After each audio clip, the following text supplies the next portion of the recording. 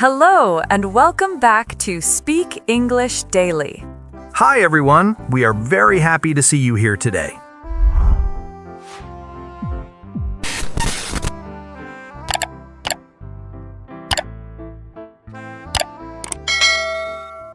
Before we begin, a quick reminder for everyone listening. Don't just listen quietly. Pause when you need to, repeat sentences out loud, and notice how ideas are shared, not just the words. Now let's jump straight in. Talking about goals sounds simple, but for many people, it's not. When someone asks you about your goals, it can feel personal, confusing, or even stressful. This feeling becomes stronger when you're speaking in English and trying to sound clear at the same time. So let me ask you honestly, Mike, how do you usually feel when someone asks about your goals?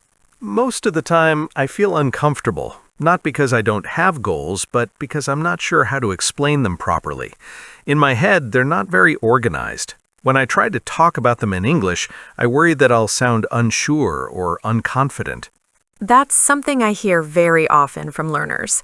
There's this idea that when we talk about goals, we should sound confident and certain. But real life doesn't work that way. Goals change. People change. Even native speakers often feel unsure, but they've learned how to talk about that uncertainty calmly. I think that's the difficult part. When I speak my own language, I can say things like, I'm still thinking about it, or I haven't decided yet, without feeling weak. In English, I sometimes feel like I need a strong answer. And that pressure can actually make communication worse. When learners try to sound strong, they often stop sounding natural. Real conversations allow hesitation. They allow unclear answers. Saying something like, right now I'm focusing on this, or I'm still figuring things out, sounds very normal in English. I've noticed that when I listen to native speakers talk about their lives, they don't explain everything clearly. They leave things open. Yes, because conversation is not a presentation. You're not explaining your entire future. You're sharing a moment. Another important thing is that people often think goals have to be big. They think if the goal isn't impressive, it's not worth talking about. But that's not true in daily conversation. That's true. I sometimes feel embarrassed to talk about small goals, like improving my communication at work or becoming more confident in meetings. Those are very real goals, and they sound more honest than big, unclear ones. In everyday English, people often talk about goals that are connected to daily life, feeling more confident, managing time better, learning how to communicate more clearly. These goals are common and relatable. When you say it like that, it feels more normal, less pressure. That's the idea. Another thing learners confuse is goals and dreams. A dream can be far away and unclear. A goal usually has some action behind it, even if it's small. For example, saying, I want to be fluent in English is a dream. Saying, I want to speak more comfortably in work conversations is a goal. That difference helps a lot. It makes the question easier to answer. I don't need to talk about my whole life. I can just talk about what I'm working on now. Exactly. And talking about what you're working on now is very natural English. You can use phrases like these days, right now, at the moment, or recently. These phrases give you space. They show that your goals are not permanent or final. I like that. It feels more realistic, because my goals last year are not the same as my goals now. And that's completely normal. Goals change with experience. They change with responsibility. They change with confidence. Before we move forward, let me ask you one more thing. When someone asks you about your goals, do you feel more comfortable talking about short-term goals or long-term goals? Short-term goals, without doubt. Long-term goals feel risky to talk about because life changes so much. I think the real challenge is not having perfect goals, but learning how to talk about changing goals without feeling nervous. Earlier, we talked about goals feeling unclear or uncomfortable to explain. Now let's look at another common situation. People often ask not just about goals, but about timelines. They ask things like, what are you working on right now? Or where do you see yourself in the future? For learners, these questions can feel very different. How do you usually react to questions about short-term goals versus long-term goals? Short-term goals are much easier for me. I can talk about what I'm doing this month or this year. Long-term goals feel harder because I'm not fully sure about them, and I'm afraid of saying something that later won't be true. That makes sense. Short-term goals are connected to your current reality. They're based on what you can see and control right now. In English, people often talk about short-term goals using very simple language. They say things like, right now, I'm focusing on this, or at the moment, I'm trying to improve that. I hear those phrases a lot, but I didn't realize how useful they are. They make the answer feel lighter. Exactly. These phrases give you flexibility. They show that your goal is temporary, not permanent. And that's important because goals change. Long-term goals, on the other hand, often come with pressure. People feel like they need to give a serious, confident answer, even when they're unsure. Yes, especially when someone older asks, or when it's a formal conversation. I feel like I should already know where I'm going. That's a very common feeling. But here's something important. In natural English, people often soften long-term goals. They don't say, this is my final plan. They say things like, I'd like to, I'm hoping to, or I see myself doing this in the future.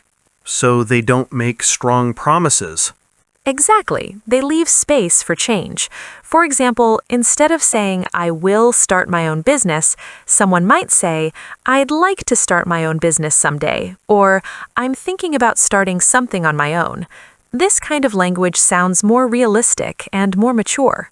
That sounds safer. It feels more honest, too.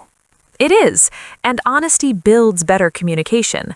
Another thing learners often do is mix short-term goals and long-term goals in one answer, which actually sounds very natural. For example, someone might say, right now I'm working on improving my English, and in the long run, I'd like to work in an international environment. That sounds like something I could say. Exactly. You're connecting what you're doing now with what you might want later. You're not promising anything. You're just explaining your direction. I like that idea of direction instead of destination. It feels less stressful. That's a great way to think about it. Goals don't always need a clear ending point. Sometimes they just describe where you're heading. Before we move on, let me ask you this. If someone asks you about your long-term goals, how could you answer without feeling too much pressure? I think I could focus on what I'm interested in, not on a final result. I could say something like, in the future, I'd like to continue growing in my field and see where it takes me. That feels more natural and less scary. We talked about short-term and long-term goals, but there's another situation many people struggle with, and that's when goals are unclear or still changing. Many learners think they should avoid talking about goals unless they are fully sure, but real conversations are not like that. Not knowing is normal, and English gives you many calm ways to express uncertainty without sounding weak. I feel that strongly. A lot of the time, I know what I don't want anymore, but I'm still unsure about what I want next. When I talk about this in English, I worry that the other person expects a clear plan. That pressure is very common, but it's mostly imagined. In natural English, people often talk about unclear goals using flexible expressions like, I'm still exploring my options, or I'm trying to figure out what suits me best. These phrases sound thoughtful, not confused. Let me ask everyone listening something important. Are your goals clear right now, or are they still changing? And how would you explain that in English? Share your answer in the comments section.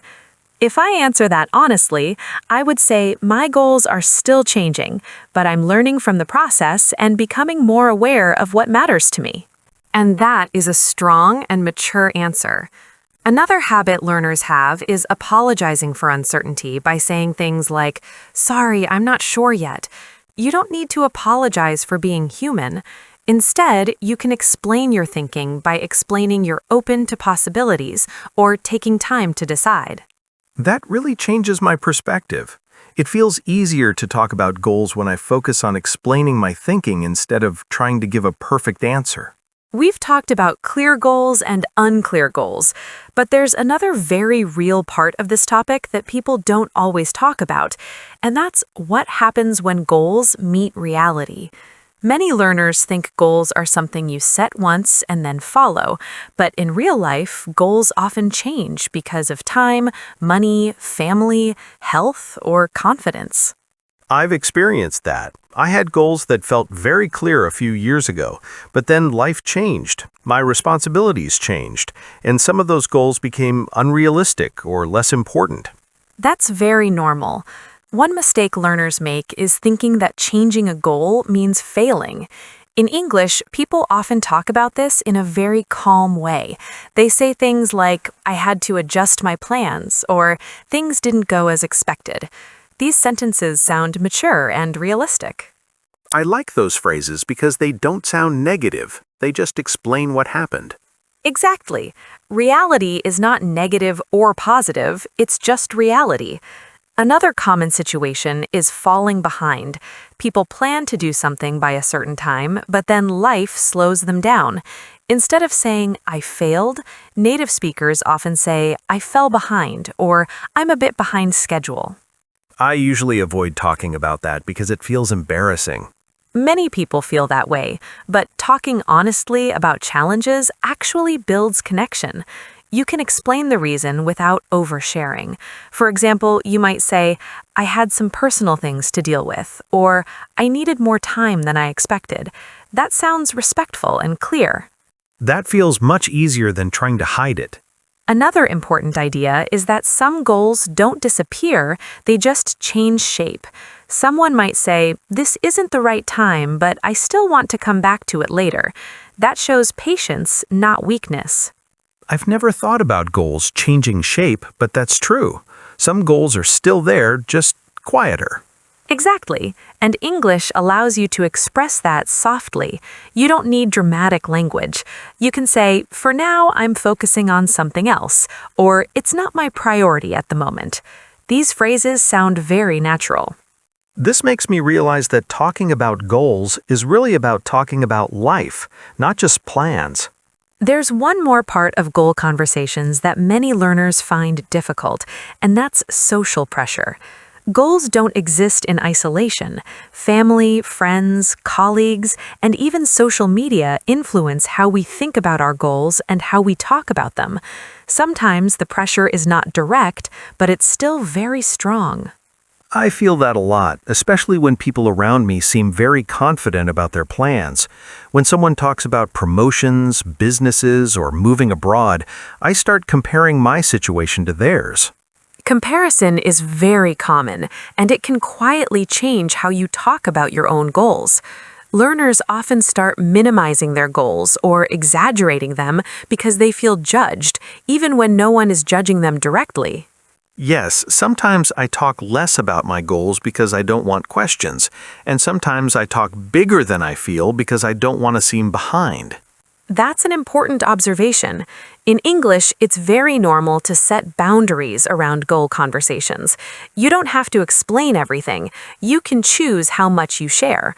For example, saying, I'm focusing on a few personal things right now, is a complete and polite answer. That sounds respectful, but still private. Exactly. Another useful idea is separating other people's expectations from your own goals. Family members often ask questions because they care, but their timeline might not match yours. In English, people often soften these conversations by saying things like, I'm taking things step by step, or I'm trying to make the right decision for myself. That feels much better than trying to defend my choices. And then there's social media. People usually share achievements, not struggles. When learners compare their behind-the-scenes life with someone else's highlights, they feel pressure to explain themselves. That's very true. After seeing posts online, I sometimes feel like I should be doing more or moving faster. It's important to remember that goal conversations don't require performance. You're not competing, you're communicating. Simple phrases like, I'm happy with my progress, or I'm moving at my own pace, sound confident and balanced. I like that idea of progress instead of speed. Another helpful skill is redirecting the conversation. If someone keeps pushing, you can gently change the focus by saying, "I'm still working things out, but how about you?